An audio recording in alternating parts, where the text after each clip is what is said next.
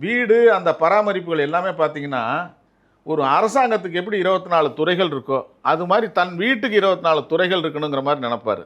அந்த ஒவ்வொரு EB current cut ஆகிடுச்சா உடனே அதுக்குரிய ஆள் யாரோ அவங்களுக்கு ஃபோன் பண்ணுவார். ஏசியில் ரிப்பேராக உடனே மெக்கானிக்கை கூப்பிடுன்னு பண்ணுவார். கார்டனர் தேவையா அந்த கார்டனருக்குன்னு ஒரு ஆளை வச்சுருப்பார். இதில் இன்னொரு பெரிய விஷயம்னா ப்ளூட்டோன்னு ஒரு நாய் வளர்த்தார் சார். ரொம்ப பிரியமாக இருப்பார், ரொம்ப பிரியமாக இருப்பார்.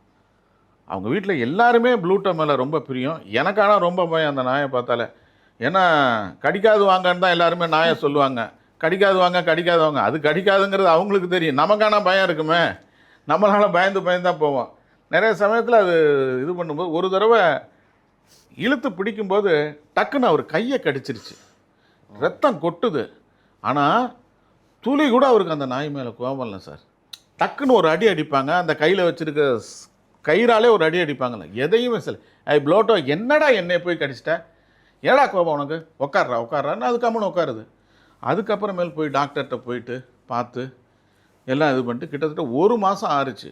அதுக்கடையில் நான் பல முறை போவேன். போகும்போதெல்லாம் ஒரு குற்ற உணர்வோடே போவேன். எனக்கு கஷ்டமாக இருக்கும், என்னடா நம்மளை வந்த நேரம் ஒரு நாயை இது பண்ணப்போ கடிச்சிருச்சேன்ட்டு. ஒரு நாள் கூட அந்த நாயை மேலேயே என் மேலேயே கோவப்பட்டதே கிடையாது. ஒரு பெரிய மகான் சார். ஏன்னா இன்ப துன்பங்களுக்கு அப்பாற்பட்ட ஒரு மனசு உள்ள ஆன்மீகத்தில் ஒரு நிலையை அடைஞ்சேன். ஒரு கர்மயோகி நிலையாக இருக்காங்க பார்த்தீங்களா. அதாவது அட்டாச்மெண்ட் வித் டிட்டாச்மெண்ட்டும்பாங்க, வானப்பிரஸ்த நிலைம்பாங்க. ஆல்மோஸ்ட் அதில் தான் அவர் இருப்பார். எல்லாவற்றிலும் இருப்பார். ஆனால் எதுலேயுமே அவர் இதாக இருக்க மாட்டார். பெரிய போஜன பிரியர். சாப்பாடுனா ரொம்ப விரும்பி சாப்பிடுவார். ஆனால் நிறைய சாப்பிட மாட்டார்.